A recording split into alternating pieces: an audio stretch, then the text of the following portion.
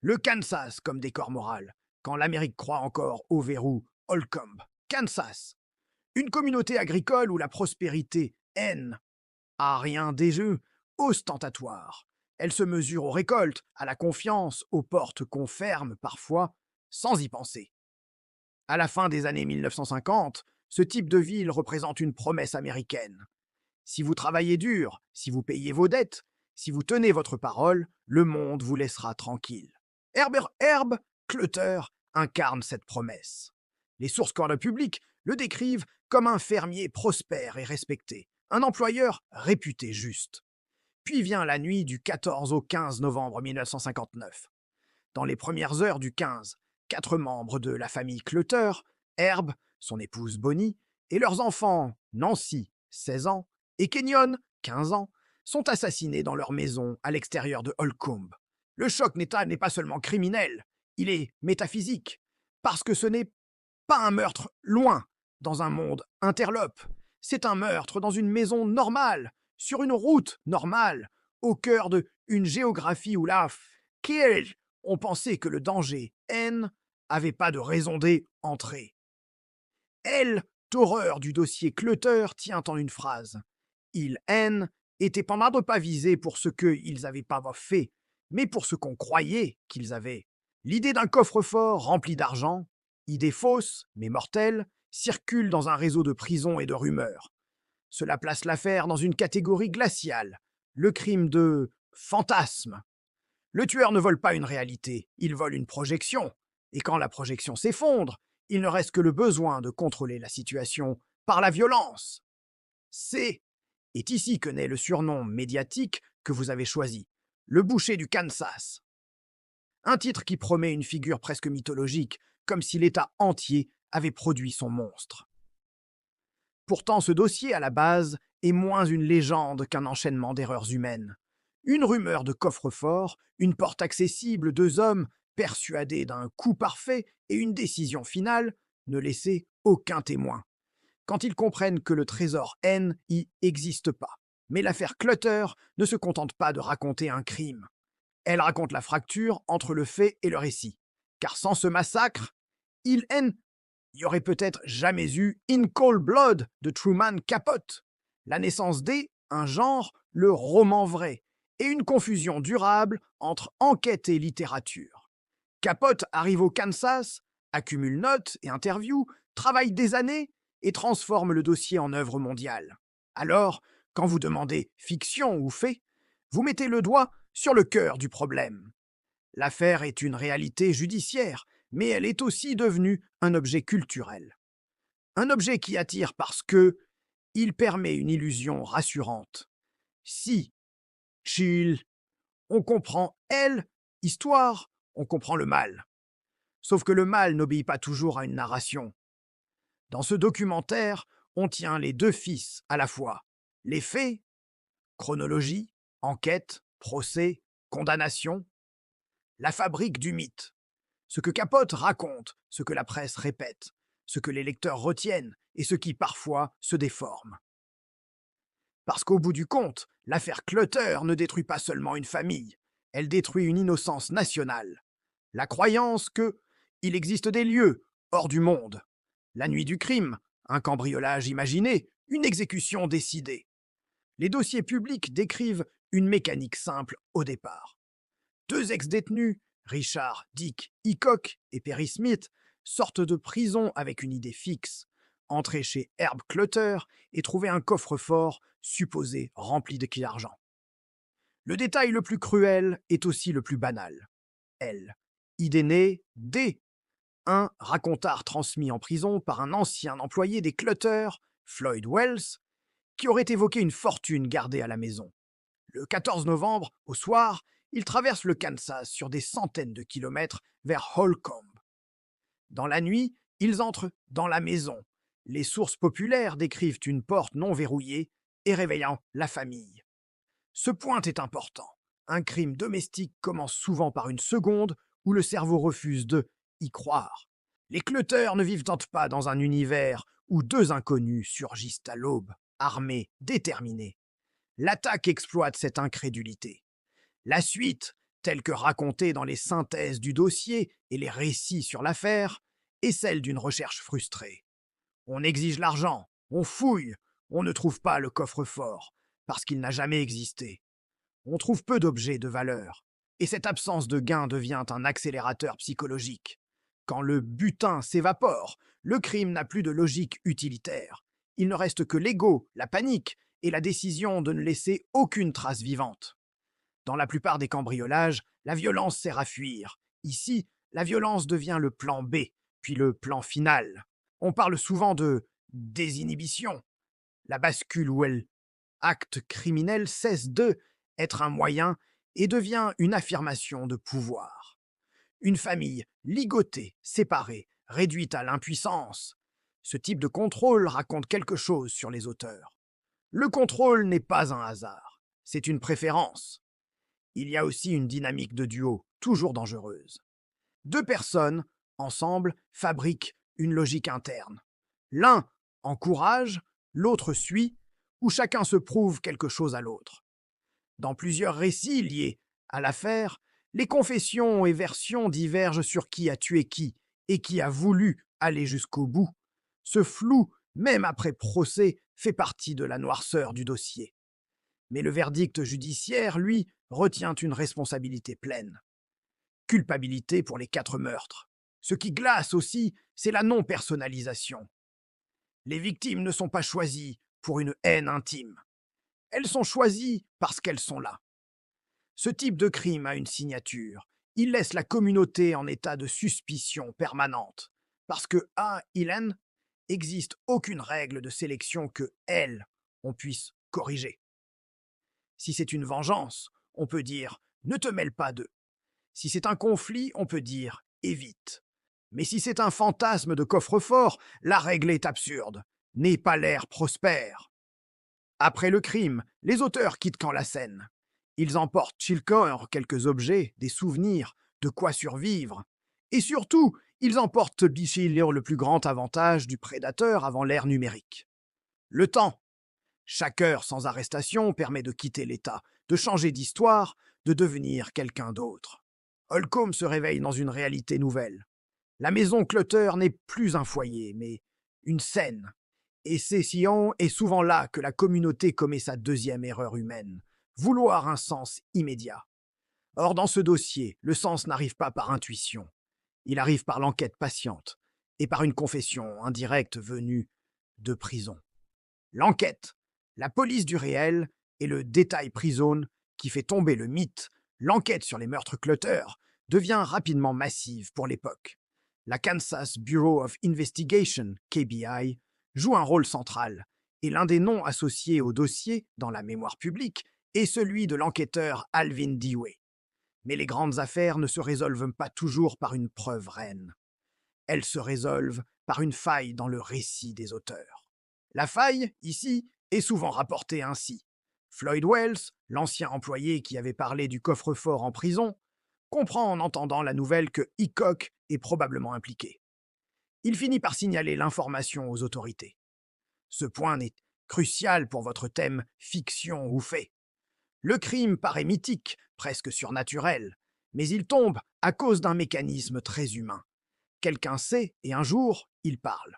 À partir de là, l'enquête se structure autour de plusieurs axes classiques. 1. Les liens carcéraux et les antécédents. Hickok et Smith sont des ex-détenus. Les réseaux de prison créent ensuite des passerelles à l'information. Qui sort quand? Qui a parlé de quoi? Qui avait une obsession? Les enquêteurs exploitent ces passerelles, interrogent, recoupent. 2. La traque logistique. Une fois des suspects identifiés, le monde matériel devient un piège. Déplacement, hébergement, achat, véhicule. Les synthèses publiques indiquent que les 2 hommes sont finalement arrêtés à Las Vegas le 30 décembre 1959, environ 6 semaines après le crime. Ce genre de détail est une victoire de la bureaucratie. L'Amérique laisse des traces de papier partout, et même un fugitif finit par se heurter à un guichet. 3. Les interrogatoires séparés. Les récits sur l'affaire décrivent des confessions, mais aussi des contradictions. Hickok affirme que Smith a tué tout le monde. Smith varie sur certains points, et la responsabilité exacte pour chaque victime devient un terrain de dispute. Techniquement, la police N n'a pas besoin de savoir qui a tiré quel coup pour établir la culpabilité conjointe dans un crime commis ensemble, mais ces contradictions nourrissent la mythologie et l'intérêt littéraire. 4. Le procès et la solidification d'une chronologie. Les sources publiques situent le procès à Garden City, au tribunal du comté de Finney. Les deux hommes sont reconnus coupables et condamnés à mort, peine alors obligatoire. La justice transforme l'histoire en une ligne. Motivation supposée, trajet, entrée, recherche, meurtre, fuite, arrestation. Une fois cette ligne fixée, la société respire. Elle a un récit officiel. Mais le dossier contient aussi un aspect technique moins spectaculaire. La psychologie d'enquête. Les enquêteurs travaillent au milieu d'une communauté traumatisée, où chaque voisin devient suspect, où les rumeurs deviennent des pistes, où la pression médiatique exige un coupable avant la preuve. Dans ce contexte, tenir la rigueur est difficile. Et c'est précisément ce que Capote va ensuite transformer. La rigueur en drame, le document en scène. D'un point de vue forensique, l'époque est limitée. Pas d'ADN. On travaille sur les empreintes, les traces, les objets, la cohérence des récits, les correspondances matérielles. Mais la pièce maîtresse dans ce dossier reste la passerelle carcérale. La rumeur du coffre-fort qui devient un fil d'enquête, puis un nœud. Et est ici que la frontière, fiction, fait, se trouble pour le public, parce que elle, issue, ressemble à un roman. Une famille parfaite. Deux hommes cabossés. Un mensonge de coffre-fort, une route de nuit. Un informateur, une arrestation à Las Vegas, un livre qui arrive, comme si tout avait été écrit d'avance. Sauf qu'en enquête réelle, ce n'est jamais écrit. C'est et recousu, point par point, jusqu'à ce que histoire tienne sans magie. Psychologie. Perry, Dick et le crime comme compensation.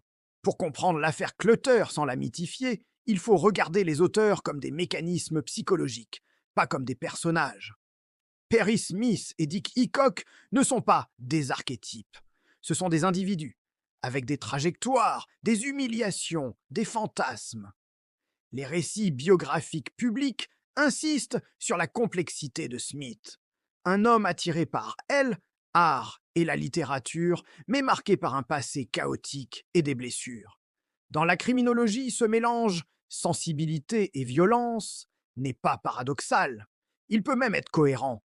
Plus une personne a besoin d'un moi idéal, plus elle peut haïr le moi réel. Et quand elle n'arrive pas à rejoindre le moi idéal par des moyens légaux, elle peut tenter de l'imposer par un raccourci criminel. Le crime devient alors une compensation. Je prends ce que je n'ai pas. Je prouve que je peux. Je ne suis pas petit.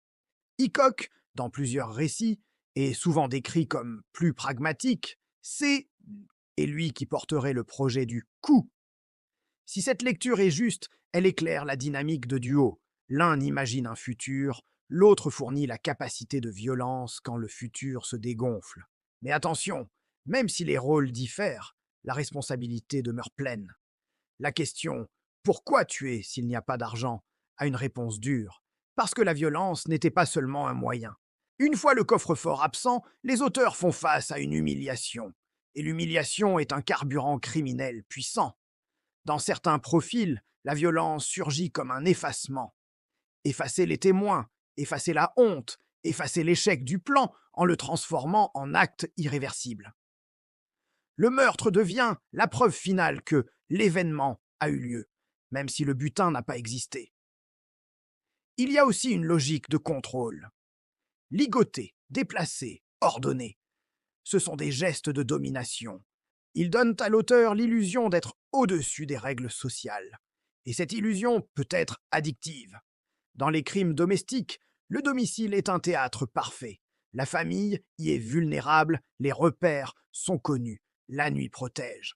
Le tueur devient metteur en scène. Capote, plus tard, construira une psychologie littéraire, parfois accusée, être trop romancé, ce qui nourrit votre angle, fiction ou fait. Mais même sans Capote, un élément reste. Un crime comme celui-ci n'est pas seulement une cupidité ratée. C'est la rencontre de deux besoins psychiques, besoin d'argent rapide et besoin de domination quand la réalité résiste. Sur le plan moral, il faut aussi regarder l'effet inverse. Le statut social des clouteurs, leur image, leur respectabilité, devient une cible symbolique. Tuer une famille exemplaire, c'est attaquer un ordre. Ce n'est pas nécessairement politique, c'est parfois envieux, parfois nihiliste. Un prédateur qui se sent exclu peut vouloir prouver que la sécurité des autres est une fiction. Et c'est, oui, et là que elle, affaire devient universelle, parce que elle révèle un malaise de classe et d'identité. Dans l'Amérique de 1959, la réussite rurale est un idéal. Pour deux hommes sortant de prison, l'idéal est un miroir humiliant. Le crime peut alors être lu comme une tentative de forcer histoire à changer. Si je ne peux pas rejoindre votre monde, je vais le salir. Cette lecture psychologique ne remplace pas les faits, elle les rend plus froids, car elle dit « Le crime n'avait pas besoin d'une motivation sophistiquée, il avait seulement besoin d'un fantasme, d'une route et d'une volonté de dominer. » Fiction ou fait? Capote, la vérité reconstruite, et les zones grises, sans In Cold Blood, les meurtres Clutter seraient un dossier criminel majeur, mais local. Avec In Cold Blood, ils deviennent une icône mondiale et une question permanente. Jusque où peut-on raconter le réel sans le déformer? Capote apprend l'affaire avant l'arrestation des suspects, se rend au Kansas avec Harper Lee, interroge habitants et enquêteurs, accumule des milliers de pages de notes et travaille environ 6 ans avant la publication en 1966. La Library of Congress conserve des carnets et manuscrits liés à ce travail, preuve tangible de l'ampleur de son enquête. Le livre est aussi sérialisé, notamment dans The New Yorker. Et sa réussite contribue à installer l'idée du roman de non-fiction. Mais la critique apparaît tôt. Comment Capote peut-il rapporter des scènes et dialogues avec une précision quasi cinématographique, alors que beaucoup d'éléments viennent d'entretiens postérieurs et de souvenirs reconstruits? C'est exactement le reproche formulé par des analyses littéraires. La mémoire est malléable et l'écriture transforme inévitablement. Le dilemme moral est double. 1. Dilemme de méthode. Capote veut une narration fluide, immersive, vraie comme un roman.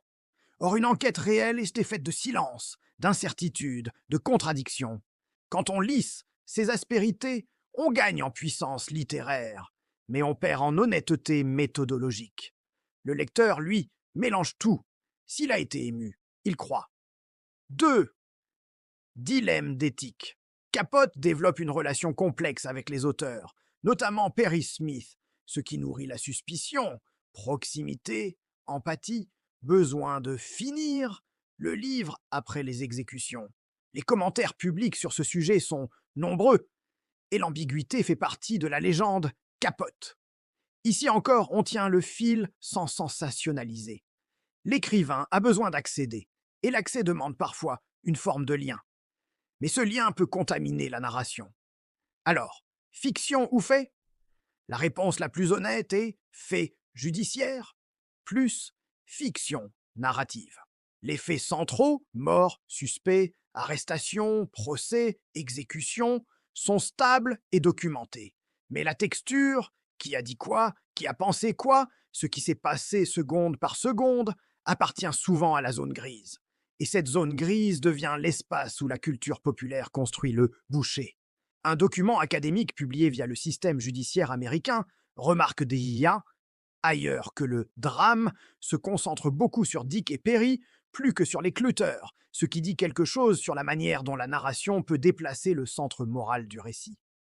C'est un piège fréquent du true crime. Le criminel devient le protagoniste. La victime devient décor.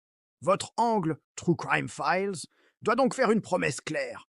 Nous n'utilisons pas la littérature pour remplacer Elks Enquête. Nous utilisons l'enquête pour corriger la littérature. Capote a donné au monde un livre immense. Mais le monde, parfois, oublie qu'un livre, même s'il vrai, est un objet construit.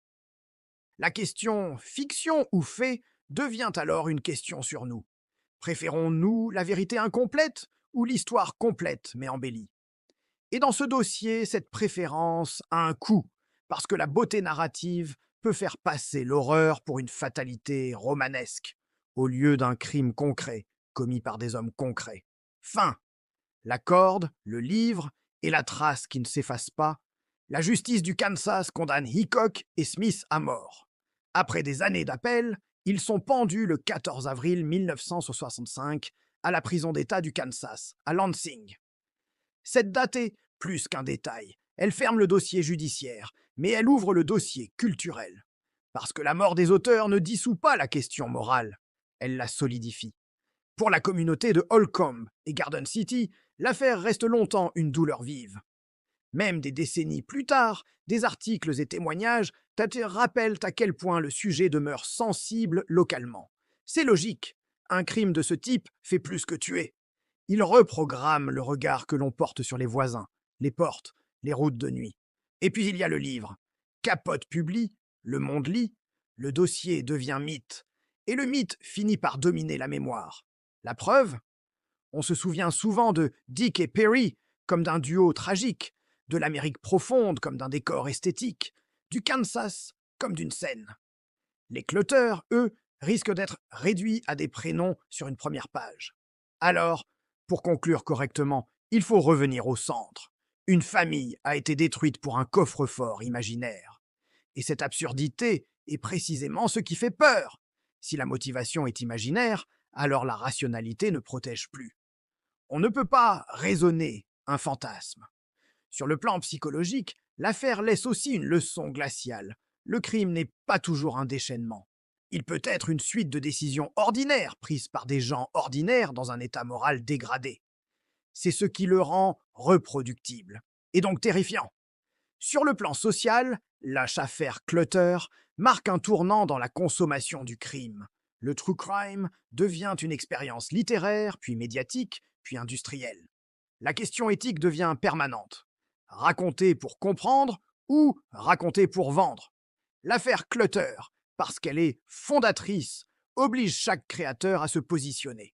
Clôture forte, le boucher du Kansas n'est pas seulement un homme ou deux hommes. C'est une fracture entre deux Amériques, celle qui croit que la décence protège et celle qui sait que la violence haine a besoin que une opportunité et un mensonge. Le mensonge, ici, était un coffre-fort qui n'existait pas. Mais le vrai coffre-fort, celui qui s'est ouvert cette nuit-là, c'est la boîte noire d'une époque, quand la vérité devient un récit et que le récit finit par paraître plus réel que la vérité. Et si l'on veut respecter les Clutter, il faut refuser cette inversion, revenir aux faits, garder la mémoire nette et ne jamais confondre une belle histoire avec une justice.